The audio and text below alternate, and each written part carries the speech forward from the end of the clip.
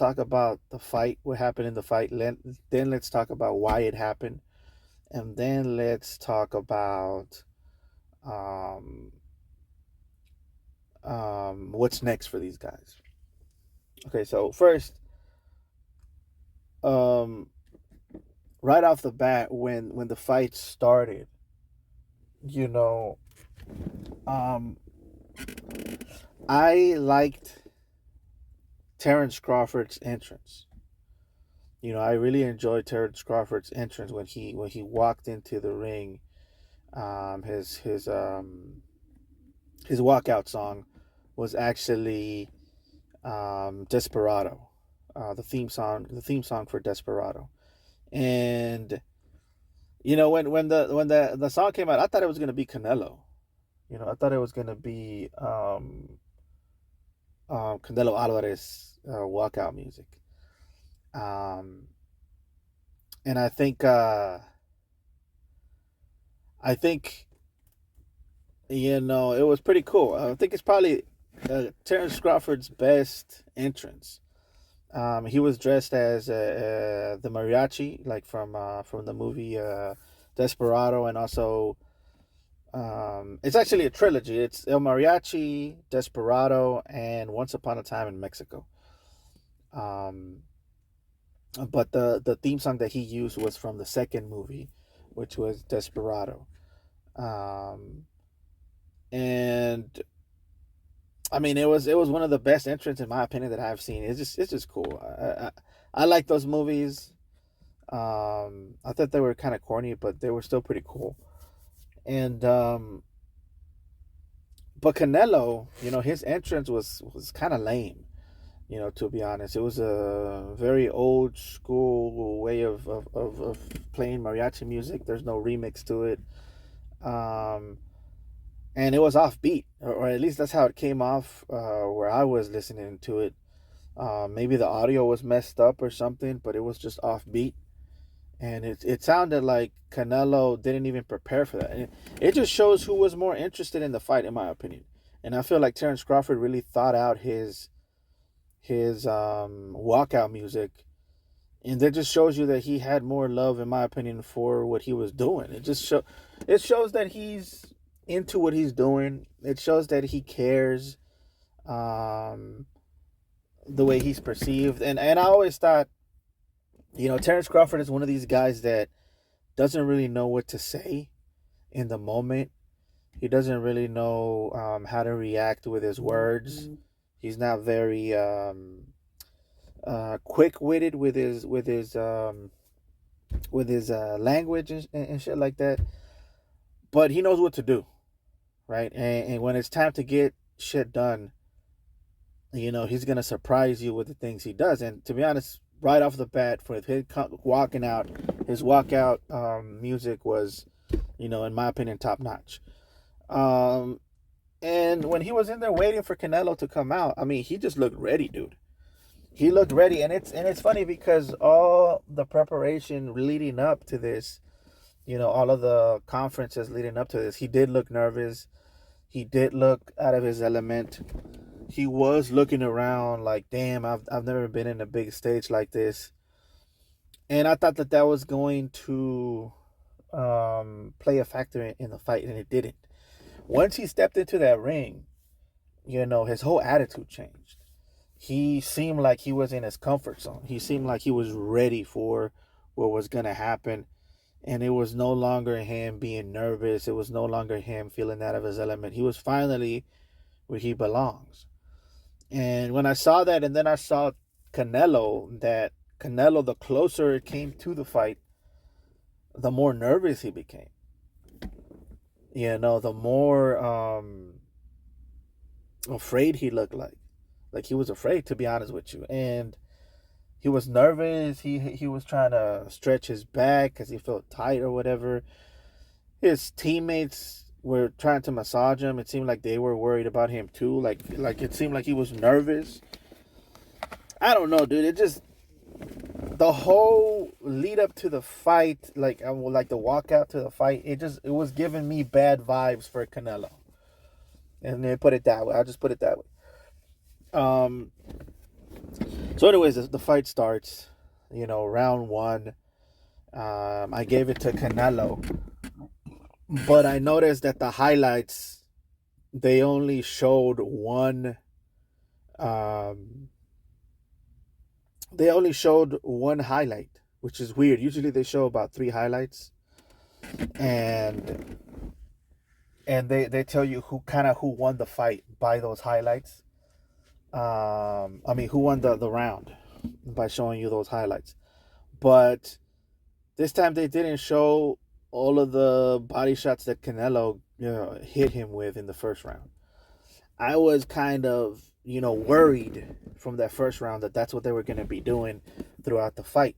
They were going to highlight um, Terrence Crawford's punches in order to make it seem like Terrence Crawford was winning. So it did give me like a bit of nervousness because I thought they were going to steal it from Canelo. Of course, we know that's not the case now. But at the beginning of the fight, I did. That was a fear of mine when I saw the first round.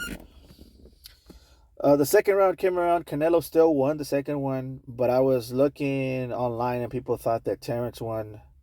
And the guys, the commentators. Listen, the commentators hate Canelo. Okay, Max Kellerman, he's never liked Canelo, and this is real shit that I'm talking about. I'm not making excuses for Canelo because Canelo, right off the bat, I'm gonna tell you, I think he lost the fight. But me saying these things these ain't lies. You could go online and look at all the stuff that Max Kellerman and Andre Ward has said about Canelo, and usually it's just them trashing him and saying that he sucks. So right off the bat, I knew that Canelo was not gonna be favored in this fight. It was the guy to lose. So me seeing that in the first two rounds, Canelo won, and that they weren't really seeing the body shots and they weren't really caring about it. It just put fear into my mind. I was like, man, if Canelo doesn't knock this guy out, they're not gonna give it to him. And I knew that's always been the case when it comes to Mexican fighters. That's just my opinion. When they get to the big fights like this, if it's against an Olympian, an ex-Olympian, or something like that, they're gonna have to knock him out. Because it happened with Medrick Taylor and Julio Cesar Chavez. It was the same thing. They were just giving the other guy all the credit and not necessarily looking at the things that were happening that were good for Julio. But anyways, the third round comes around. Terrence wins that round, and he starts picking it up a little bit.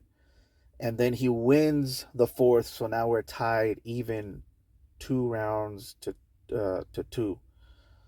And then from round 5, so 5, 6, 7, and 8, for me they were toss-ups, and I couldn't really see who was winning on points. But I think Terrence Crawford just looked better.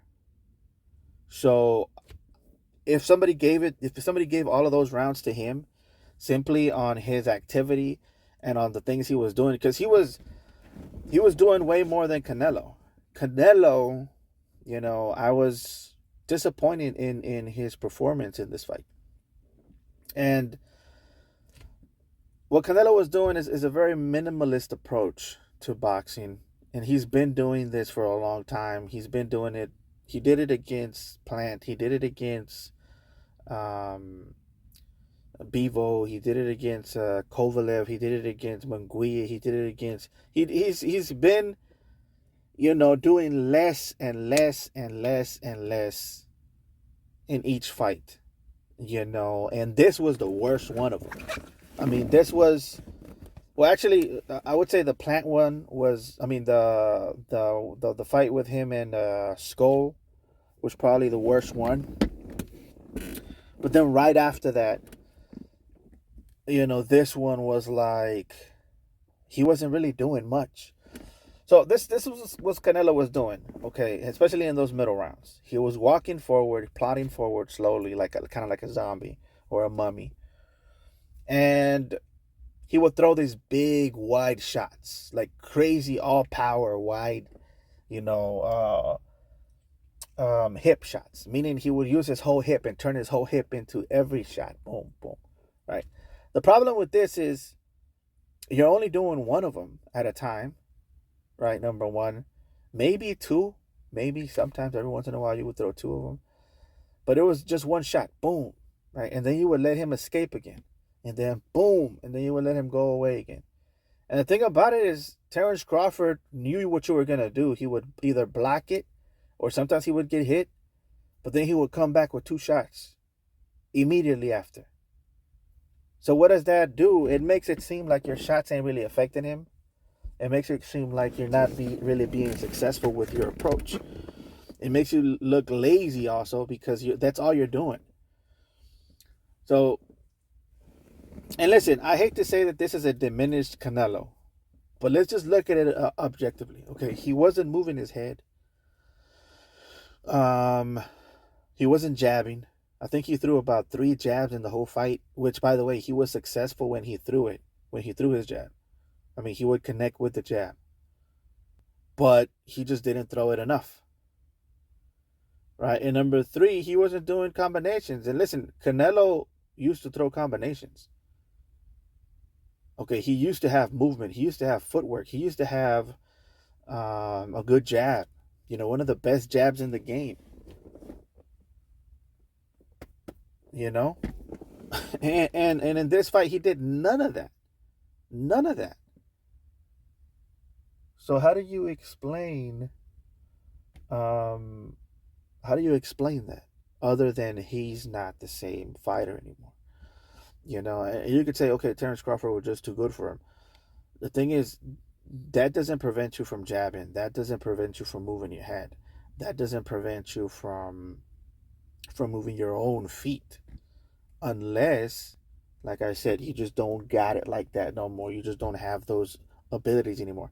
Be it for because of age, be it because of injuries, because it's the same thing, or another theory that I have is that his training sucks now. And I've been wanting to say this for a long time. Reynoso, has this minimalist approach to boxing, meaning keep your hands up, walk forward, catch shots, and and come back with big shots. There's no interceptive abilities. There's no hit and move at the same time. There's no parries. There's no jamming your opponent. There's none of that. There's just walk forward with your hands up and throw big shots. And this may work with bigger guys that are slower and that don't have the skill set or don't think they need the skill set to beat a smaller guy. But when you're fighting a guy who's smaller, and has more abilities that moves more, you can't have that same approach.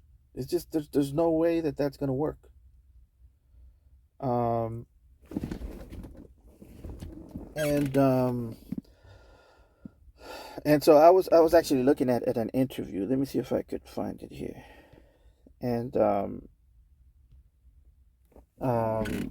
with a guy who used to train with Canelo and Eddie Reynoso, and he said that the guy who knows more and who knows more things is this guy over here on the right side of, or actually the left side of Canelo, and your right, or our right.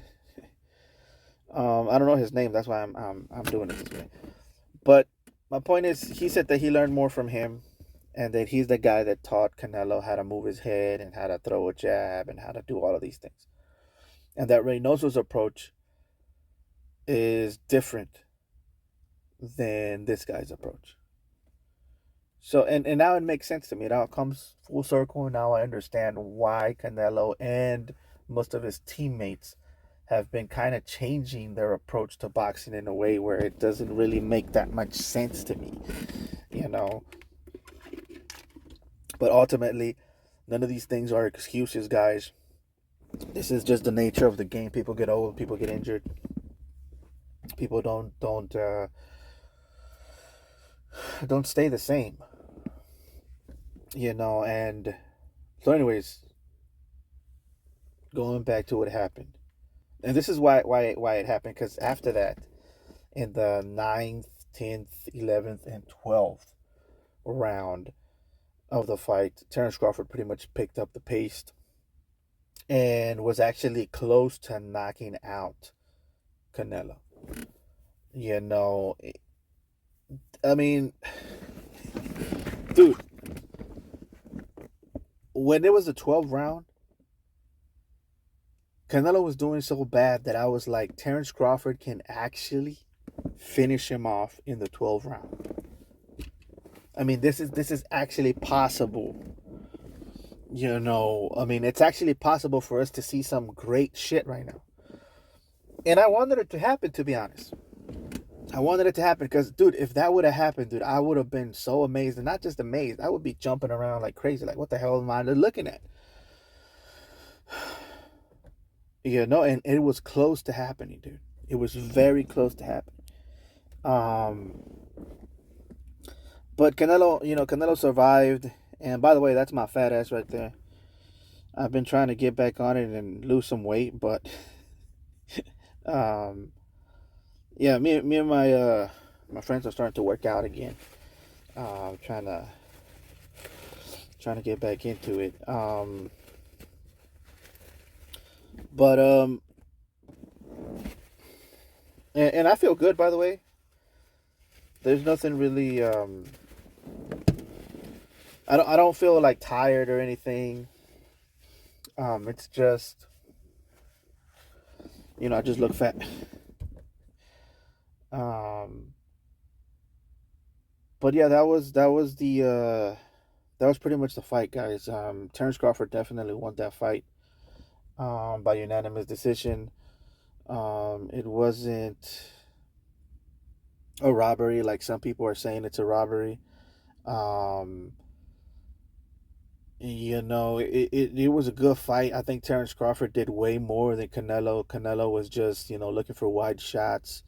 And, and the thing is, bro, it's sad to me to see Canelo go out this way, because I know what he's capable of, and I know what the haters wanted from him, and what the haters would say about him.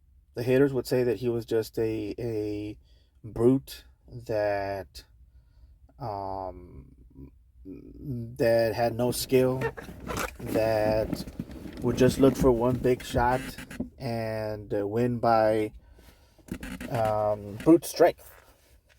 And it sucks because now he is that. Now he has become what the haters wanted him to be.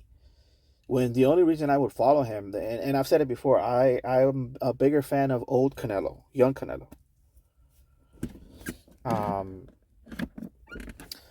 And this Canelo is not why I started following him. And to see him turn into what the racist, bigoted people would try to push. The whole narrative is the Mexican fighters are slow, dumb, cavemen that take punches to the head, that don't have any head movement, and that go for big shots. That's what they want to push on the people, and that's what they want to say about Mexican fighters. And that's not true, guys. That's just not the case. But that's what they've always wanted to push on the people, and that's the narrative that they've always wanted to push. And Canelo was never like that, and that's why they hated him so much. When he was gonna face Trout, the whole narrative was that Trout was the slicker guy, was the faster guy, was the smarter guy, and that Canelo, all he had was power and a good chin. And he went in there and he proved them wrong. Of course, the narrative that was pushed after the fight was that the narrative was that Trout was winning the fight until Canelo got a lucky shot and then it turned it around. Not the case at all. And they kept pushing that. And I saw that the media was just lying about Canelo. And I resented that. But the reason I would follow him was because he wasn't that. Because he didn't fall into that narrative or that mold that they wanted to push about Mexican fighters. And that's why I like them. But the thing is, now he is that. He's become that. And it's almost like the bigoted people that were pushing this narrative kind of won. Either by influencing him to do that, to become that, or by influencing his coach to tell him to do that and become that, or by whatever. The point is, he is that now. And so what's next for these guys? Listen, first of all, let me just say, Terence Crawford did everything I thought he had to do to win the fight. I didn't think he had it like that. I didn't think that he was like a Floyd Mayweather or a Bivol. But he is. He has that ability to figure out his opponent's modes and capitalize on the modes of his opponent. Which is something that's very rare. So far, it's only right now we have 3 of them actually. Well, 2, 3. It's Terence, Usyk, and no, that's it. Terence and Usyk. They're the only ones that can do that. And of course, in the past we have Floyd Mayweather. Sorry, Bivol as well. But anyways, guys, what's next for Terence? I mean, I don't know. The sky's the limit for Terence Crawford. A lot of people want him to retire. I think it's up to him. I think that there's a lot of fights out there for him if he wants them. I wouldn't stay in this particular weight class because, I think it's too big. But it's really up to him. I think Turkey wants him to fight Benavidez. I wouldn't recommend that, but if he wants to do it, fine. I mean, more power to him. And at this point, I believe Terence could do anything. I'm actually on Terrence's side now. I mean, I'm like, he's convinced me that he's the Black Superman. I mean, that's basically what it is. He's Black Superman right now. And whatever he chooses to do, I'm down with it. If he chooses to retire, fine, retire. Ride off into the sunset. It's really up to him. Now, Canelo has 4 more fights with Turkey. I think he signed a 5-deal contract with him. So that's where it gets interesting. I mean, what do you do if you're Terence Bud Crawford? I mean, Canelo Alvarez. Sorry. I mean, I think he should retire, but I don't think he will because, like I said, he's under contract. The reason I think he should retire is because his approach shows what he is right now. I don't know why it's happening. Maybe it's because he has a lot of injuries. Maybe it's because of Reynoso. I'll put those things on the table so you guys can analyze it and tell me what's going on. But it just shows where he is in his career. He's on his way out. And to be honest, he shouldn't have even had this fight or any of the 5 last fights that he's had. He should not have had him. He should have retired about 2-3 years ago, in my opinion, and it would have been fine. But he for some reason he wants to keep going, and I don't understand why. So what I would recommend is he fights Benavides. Just fight Benavides. Or if you're gonna go for Bivol, I mean, dude, Bivol's gonna destroy you if you fight this way. Canelo just, bro, there was a point in the fight where Canelo was lifting his legs up to cover the body shots that Terrence Crawford was hitting him with. That's a sign of pain, guys. And the first thing to leave a fighter, the first sign that a fighter shouldn't be fighting anymore, is when they lose their ability to resist pain, to withstand pain. When they start to feel pain, guys, it's the wrap, dude. It's a wrap. Okay, he doesn't have a chin anymore. I'm not sure of it. But certain things that happened throughout the fight made me realize a lot of the punches are hurting. You get what I'm saying? Like, it's not that. It's a psychological thing. Chin is psychological.